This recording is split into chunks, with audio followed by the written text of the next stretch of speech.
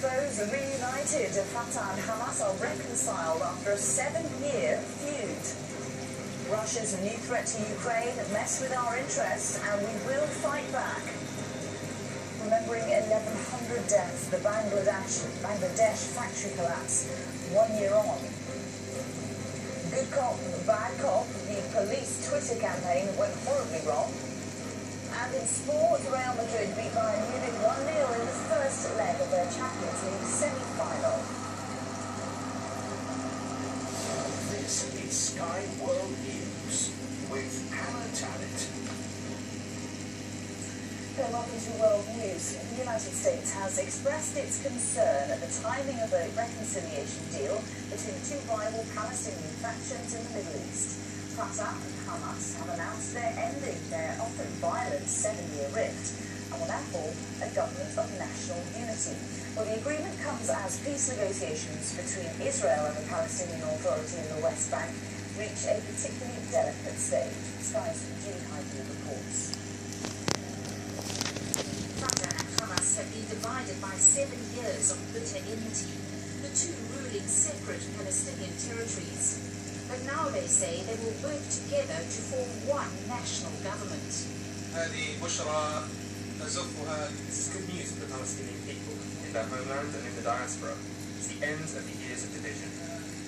The militant Islamist Hamas seized control of the Gaza Strip after winning an election in 2006, isolating the territory from the Palestinian Authority. Now they've agreed to form part of an interim government within the next 5 weeks. And national elections in both Gaza and the West Bank will be held 6 months down the line. Today we will say that we have agreed on all that we have discussed, so we will forget what happened in the past. It's the furthest both parties have come to healing their political rift, something which many Palestinians have long hoped for. We've been waiting for this moment, for the reconciliation, for a long time. We're divided into 2 states, one in Ramallah and one in Gaza. This isn't right. We're one people. The Palestinians are holding on to their dream of an independent, united state of their own. But that will depend on whether Hamas renounces violence and embraces the PLO's efforts to make peace with Israel. In Jerusalem, the Israeli Prime Minister expressed his bewilderment over why Palestinian President Mahmoud Abbas wanted to bring Hamas back into the fold. Instead of moving into peace with Israel, he's moving into peace with Hamas. And he has to choose. Does he want peace with Hamas? He's peace with Israel. Can I have one, but not the other? I hope he chooses peace. So far, he hasn't done it. After months of toing and froing, Washington is worried that a Palestinian government, which includes Hamas, will put an end to peace talks with the Israelis. Any Palestinian government must unambiguously and explicitly commit to nonviolence, recognition of the State of Israel, and acceptance of previous agreements and obligations between the parties. But there are many on both sides of the Middle East conflict who believe that there will never be peace unless there's a united Palestinian government with a mandate to negotiate with Israel. Julie Hyde, Sky News. Russia's foreign minister has warned that his country will respond if its interests are threatened or attacked in eastern Ukraine. Sergei Lavrov accused America of running the show by backing the interim leaders in Kiev less than 24 hours after they reacted angrily to the death of a local politician. He had apparently been kidnapped by pro-Russian activists. Moscow's Katie Stout has been to the town of Polivka, where the politician's body was found, and she sent this report. This was the last time Vladimir Leavon was seen alive. Asking separatist protesters to take down their flag from the council building where he worked. He was pointed out and led away by masked men. He was found dead in a river 3 days later, along with a second unidentified man, 7 kilometres from the separatist stronghold of Slamiansk. And this is where the bodies were found. We can see the plastic forensic gloves, what appears to be a patch of blood on the ground. The police say the men had injuries consistent with being tortured, that they died from drowning whilst unconscious. But a member of Reebok's party is going further. He says his friend was weighted down with a backpack full of sand. But in Slaviansk, they're denying all knowledge. I don't know anything, he says. I have not seen it and I have not heard about it. If they found it, maybe it's a criminal act, or maybe it's political, and most likely revenge. But they have now confirmed they're holding Simon Ostrovsky, an American journalist working for Vice News. They're trying to claim he's a spy. He is alive and healthy. No physical harm has come to him. We need to be careful, because this is not the first time we've dealt with spies.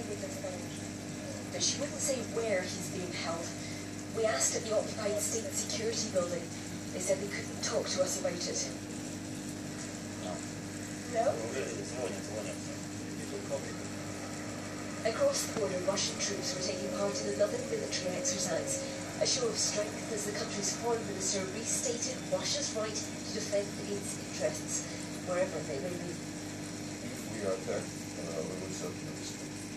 If our interests, legitimate interests, the interests of Russians, have been attacked directly, like it was our decision for them, I don't see any other way but to respond in full accordance with international law. Russian citizens being attacked is an attack against the Russian people. Back in Slaviansk, 30 kilometres out of town, we found 2 Ukrainian military helicopters, a few Interior Ministry troops checking the local cars. But there's no sense any action is imminent. Ukraine's government might say it is resuming anti-terror operations, but it's hard to resume something you've never really started. Katie Stallard, Sky News, Slaviansk.